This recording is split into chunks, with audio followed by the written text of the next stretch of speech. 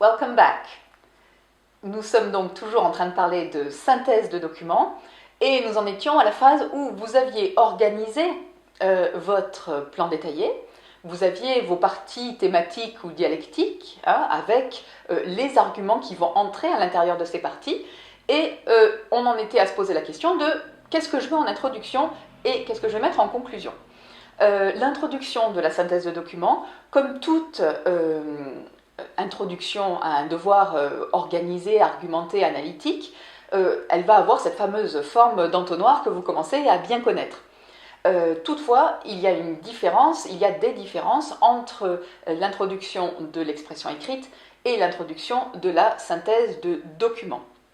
Alors, dans votre introduction de synthèse de documents, vous allez prévoir une phrase d'accroche qui va être du même type que celle de l'expression écrite, c'est-à-dire que vous allez donner une phrase qui va accrocher, comme son nom l'indique, attirer l'attention du lecteur et qui va contextualiser, qui va poser le contexte plus général dans lequel va se poser votre question particulière, votre problématique.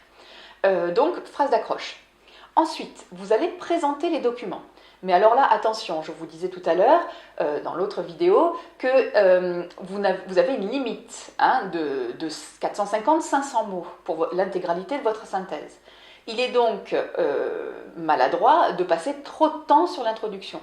Et il est extrêmement maladroit de présenter tous les documents dans leurs détails avec le titre, avec le nom de l'auteur, avec la date, avec text is an extract from a newspaper article published in, etc., etc.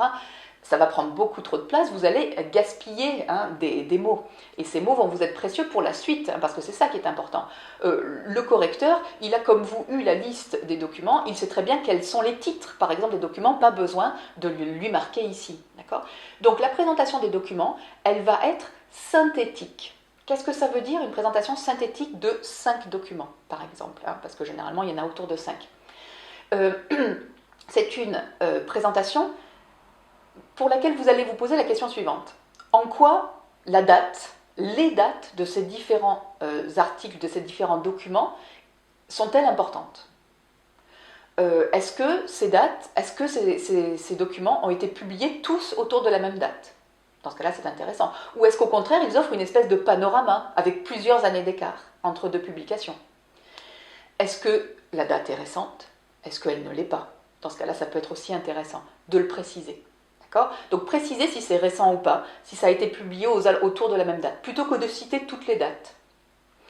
De même, pour la provenance, si ce sont des organes de presse très connus, comme The Guardian, des Washington Post par exemple, ce genre de journaux, il faut que vous disiez qu'ils sont connus, qu'ils sont reconnus. Si vous connaissez leur orientation politique, et encore une fois je vous renvoie au document en complément qui fait la liste des principaux organes de presse, si vous connaissez leur orientation politique, dites-le. Si vous connaissez le pays duquel ils viennent, dites-le. Si d'ailleurs il y a une diversité de pays de provenance, dites-le, parce que ça peut être intéressant justement pour la synthèse, ça veut dire que ça offre plusieurs points de vue de plusieurs pays différents, ou au contraire, si on a le point de vue d'un seul et même pays, dites-le aussi, parce que c'est intéressant. C'est ça qu'il faut dire plutôt que de lister les divers organes de publication.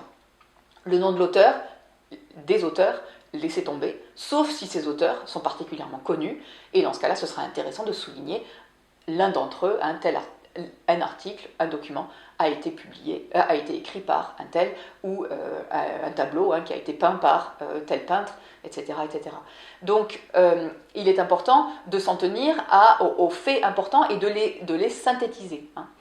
De même, pour la prise de position, je l'ai dit tout à l'heure, si vous savez de quelle partie est proche l'organe de publication, dites-le. Ensuite, il va vous falloir donc énoncer la problématique sous forme de questions. Alors, je reviens à ceux qui présentent la banque PT, donc les PTSI. On va vous donner la question, je vous l'ai dit. Il serait peut-être très bien vu de reformuler un petit peu cette question, de vous l'approprier plutôt que de la recopier telle qu'elle. C'est comme pour la question d'expression écrite.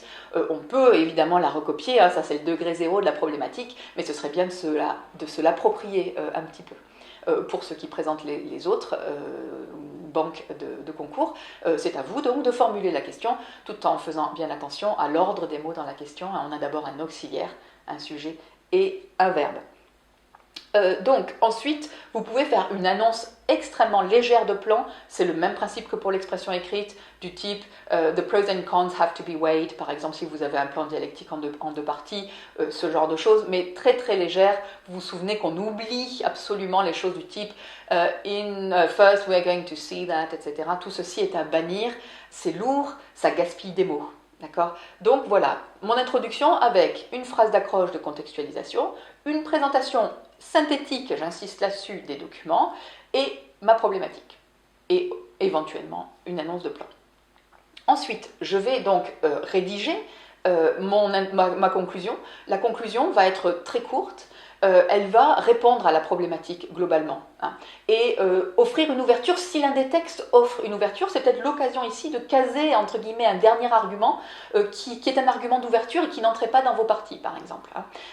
Donc dans la conclusion, on répond à la problématique comme d'habitude, mais à la problématique, on y répond tel que le font les documents. On ne s'éloigne pas des documents, et surtout là les étudiants qui des fois se sont bien concentrés pour ne pas donner leur avis et pour ne pas laisser transparaître une subjectivité tout au long de leur développement, souvent en dernier ça leur échappe et ils disent I think that. Surtout, restez bien concentrés jusqu'au bout. À aucun moment dans la synthèse de document ne doit apparaître I think ou quoi que ce soit. Parce que la synthèse de document n'est pas basée, encore une fois, sur vos arguments à vous, hein, c'est des arguments qui sortent des documents, des textes et des documents iconographiques. Veillez donc à bien respecter le nombre de mots, et dans le développement, évitez, même carrément, hein, ne faites absolument pas référence au document en tant que tel. C'est-à-dire que dès que vous avez mis un argument, inutile de mettre entre parenthèses doc 1 par exemple, ou au début d'une phrase as document 2 says this that. Aucune référence au document. Vous faites comme si vraiment c'est vous qui écriviez ça, mais là on vous a donné, hein, le grain à moudre, on vous a donné les arguments, le brainstorming, hein, comme je vous le disais dans la première vidéo, le brainstorming a été fait pour vous et vous devez ne vous baser que sur les arguments du texte. Mais donc inutile toutefois d'introduire le numéro et la référence au document dans votre développement. Encore une fois, ça vous ferait gaspiller des mots et ça deviendrait très lourd à force, hein, parce qu'on jongle entre divers documents. Donc ne vous inquiétez pas, si c'est clair et bien écrit, le correcteur reconnaîtra et s'y retrouvera parce que lui aussi a travaillé tous ces documents évidemment en amont avant de vous lire. Donc n'ayez pas peur qu'il se perde, il n'a pas besoin de ça. Si votre synthèse est bien organisée, il ne se perdra pas.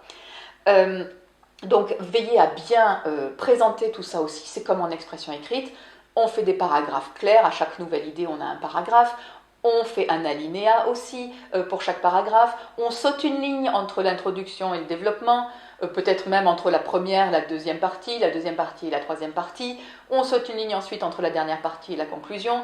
Et à chaque paragraphe, comme je vous le disais, on a un alinéa. Il est hors de question d'avoir 500 mots écrits dans un pavé monobloc, hein. C'est très désagréable à la lecture, on s'y perd, on perd du temps. Et c'est pas ce genre de temps, si vous voulez, que le correcteur a envie de perdre quand il lit des copies, hein. Je vous disais, il a souvent 100, 200, 300 copies à corriger en un laps de temps assez restreint. Donc il n'a pas envie de perdre ce genre de temps, hein. Il préfère le passer à bien analyser la façon dont vous avez synthétisé les textes, la façon dont vous avez compris les divers arguments. Voilà pour ce qui est donc du développement. Quand vous allez rédiger, ça va être le moment de mobiliser tout le vocabulaire thématique que vous connaissez sur le sujet.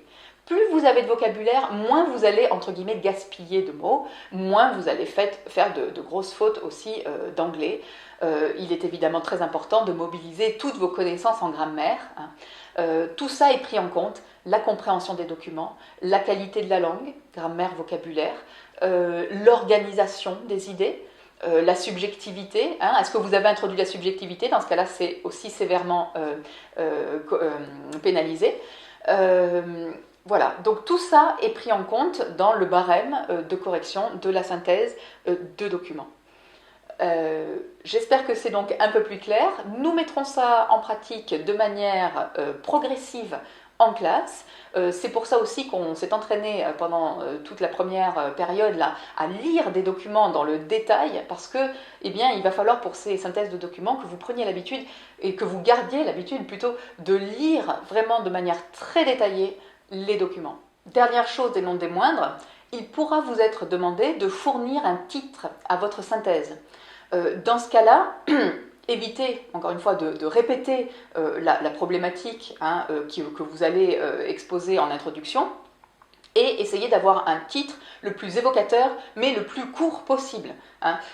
Encore une fois, ne gaspillez pas de mots. Avoir un titre qui fait 2 ou 3 lignes, ça n'a aucun intérêt.